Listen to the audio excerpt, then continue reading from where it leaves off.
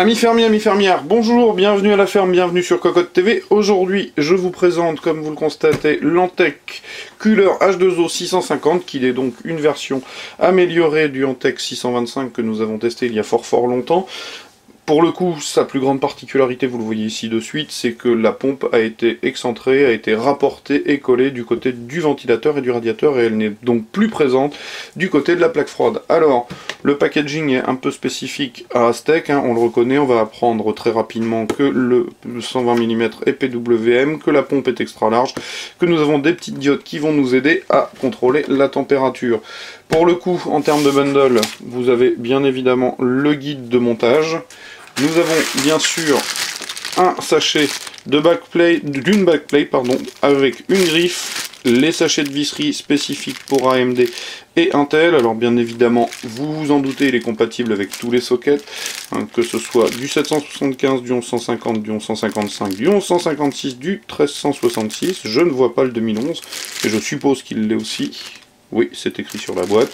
Et du côté AMD, on va de FM1 jusqu'à M2, en passant par M2+, AM3+, etc., etc. Je vous fais pas l'affront de rappeler tous les sockets. Vous avez aussi un cadre qui va permettre éventuellement de décoller le radiateur du boîtier. Est-ce que ça améliorera le flux? Je n'en sais rien, très honnêtement. Et vous avez bien sûr l'ensemble. Alors, on va commencer par le radiateur qui, comme vous le constatez, donc porte un ventilateur sans cadre véritable. Donc un radiateur classique, rien d'exceptionnel. C'est sûr que par rapport à l'Enermax LiqTech 120X, la finition ici semble de suite moins intéressante, c'est moins achalandé, c'est moins joli tout simplement. On va retrouver donc des entrées serties sur le bas, des sorties ou des entrées serties aussi sur le haut, puisque la pompe est ici, et donc du coup tout ça va se transférer à travers la pompe et le radiateur, aller jusqu'à la plaque froide et revenir.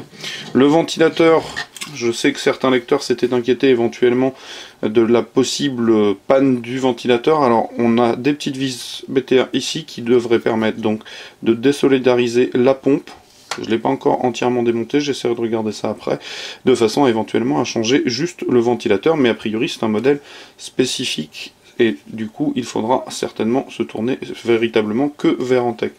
Donc, je le disais, la pompe est ici, les entrées, les tuyaux en caoutchouc noir souple, tout ce qu'il y a de plus classique.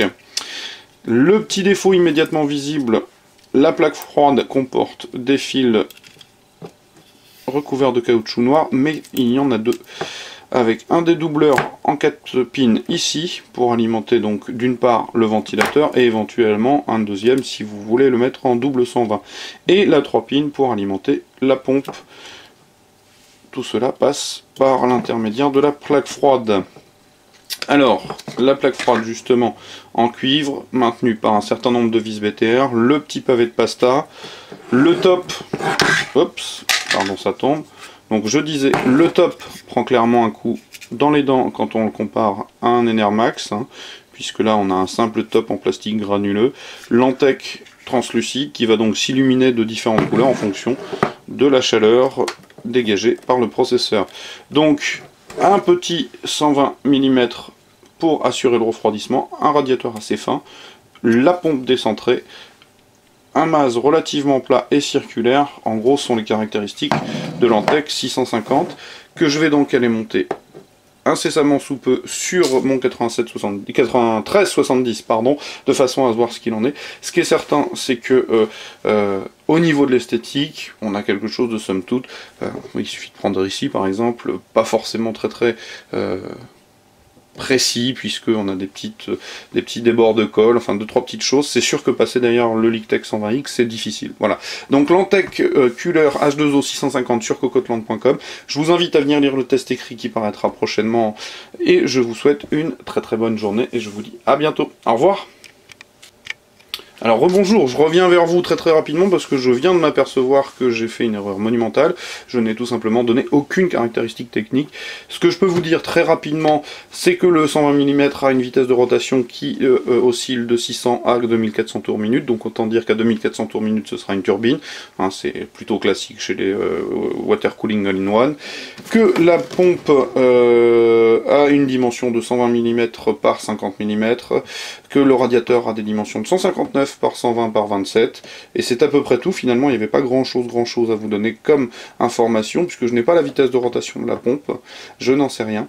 Pour le coup je n'ai pas non plus le tarif en tête, j'irai le préciser dans le test écrit. Voilà, c'était juste pour rattraper ma bévue. Je vous souhaite toujours et encore une bonne journée. Au revoir.